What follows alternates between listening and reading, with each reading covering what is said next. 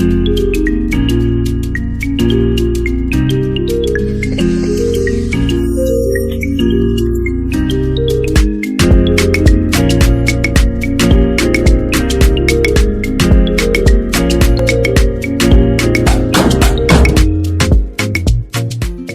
name is Brandi Gray Benjamin.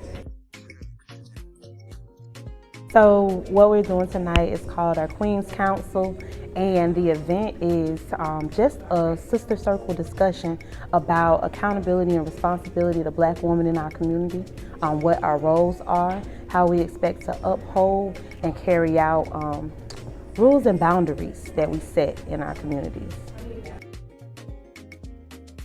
I would say the rearing of our children, the nurturing of our community, and that's not just for children, but all members of our community. And I would also say, that we are responsible for the health and nutrition of our community, what we feed our bodies, what we feed our souls, what we feed our spirits. I would say that the best thing that men can do for women is to be men. If they uphold and fulfill their roles, then we can get fully into ours. To protect, to provide, to sustain, provide a foundation, and uplift and empower us. I always say, love on us, Black men. No. I mean, you can have a '97 Corolla as long as you know how to put some air in the tire, keep the battery going, fill it up with some gas. Provide. I get that. I would say that is a perception that we've gained from Western society, based on the idea of money, influence, status. But no, providing the necessities and the things that your family needs is what makes you a man, I would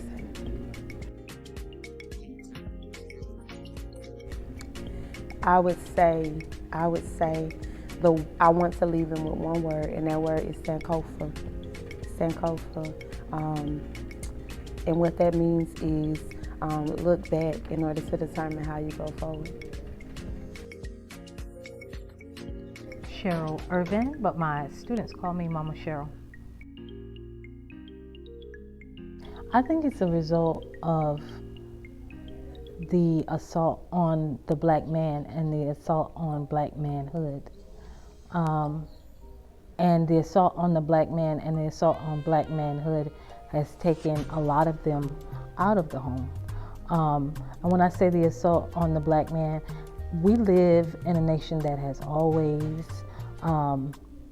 really demonized the Black man and Black manhood, has locked them up for being men, has put them in situations where they can't be men, and then they not have to, because I don't think it's always a have to. Some choose to go outside of the law in order to provide for their families. So there's so many different barrages coming at the Black man from left and right, and also assault on the Black man, meaning don't be too Black to where you make other people feel uncomfortable. So what that has done to a lot of Black men is had them dampen that lion inside of them. I think there's a definite imbalance in a female-only household. There's a definite imbalance in a female-only household. There's a definite imbalance when you have to be feminine sometimes and then overly masculine towards your son at other times, because you're trying to get him in line in a way that a father just simply looking at him a certain way or saying something with that lion in his voice would make him respond to. But we don't have that thing, so we become overly aggressive, overly angry. So that's one end of the imbalance. But the other end of the imbalance is sometimes we can become overly permissive. It's okay. Whatever you do is okay. Whatever, whoever you want to date, is okay. If you like guys, that's okay. Like, so there's this overly angry, not angry, but when you have to play both roles, that can be confusing for a young man. And then when you are overly permissive and trying to give them everything and not making them responsible for anything, like, the man is there with the woman for balance. And when that balance is upset, there are consequences to that. So I say all that to say, having to be the mother, the teacher, the father, the disciplinarian, the one who gets on top of you when you're making bad decisions, the one who then praises you when you're making good, sometimes, and then having to heal yourself in the process. Sometimes we don't do all of that well at the same time. And so that father not being in the home creates an imbalance within us, within the family, within boys, that we may not even be seeing that we're doing. My name is Hazelphine Townsend. I'm named after my mother and father, Hazel and Josephine. See, I was raised with two parents. So, and I knew families that were raised with single, and I seen the difference in the boys, because women really can't raise men. It takes black men to raise boys. That's just point blank. And I think during the 70s, the government got involved, and a lot of women had to put the men out. So all of that is true, you know, and you can see the result of it as of right now, especially crack epidemic also. Seem more sensitive. Like now, I was married when I had my two children, but when my husband and I separated, I had to raise my son. Now, my oldest son went to the Air Force, but the youngest one, he has characteristics of getting in trouble, whiny, very, very emotional. He got in trouble. He went to jail for things like fighting and different things like that, trying to prove his manhood. You know, but he's not learning it the correct way. Now, the problem is he had a grandfather, my father's still alive, my uncles and everybody else, but he would not listen to them because he thought they was old. They didn't understand, they couldn't relate. So that affected him a great deal too. We have taken up the ideology of European standards and their ways. We're doing things that, matter of fact, I have had somebody in Africa said that we are not Black American, we are white American, because we picked up we picked up European ways. And I thought that was interesting. So they don't say African American, it's American African.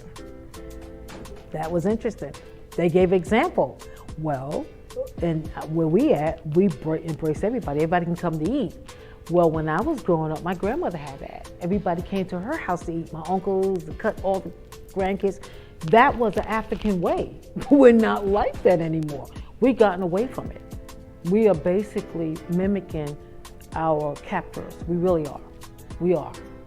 I'm sorry, and it's getting worse, and it's getting worse. And our kids are being raised by TV shows, reality shows that's showing the most disgusting way of behavior from Black women and men. Seek out your elders. I'm an elder, I talk to my grandkids all the time. Seek out your elders, research, look for information, research, and stop using social media as your research. Pick up a book. That's the only way you're gonna learn anything. My name is Ashley L. Eubanks Johnson. I would say it's the same, but it's like almost having HIV and AIDS and not disclosing it. You don't have the choice, so you take away my choice.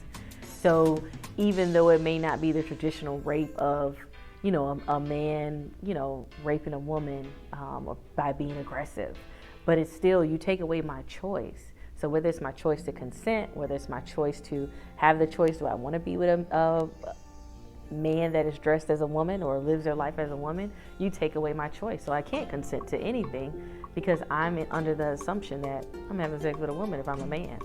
even though he or she is dressed like, something that they weren't born. So I do think you take away 100% of the consent, and that can be, put as rape. My father was the breadwinner, so he was the provider. But my mom, who was a stay-at-home mom for many years, but she was the disciplinarian. She was the enforcer. But she nurtured us too. She cooked, she did everything. But she was the one who passed out more whoopings than my dad. But she had that level of respect and regard for my father. And we even got more scared when she said, when your daddy get home, it's gonna be this. Even though he never really beat us or, chastised us, he just gave us a firm talking and that was it. I think a lot of times with the men that in these days, it is intimidation. I don't understand, because being a strong Black woman is something that I think should be so highly regarded. My husband will say all the time, like, I got a strong woman, and sometimes when I don't know the answer, I'm strong enough to say, babe, what do you think?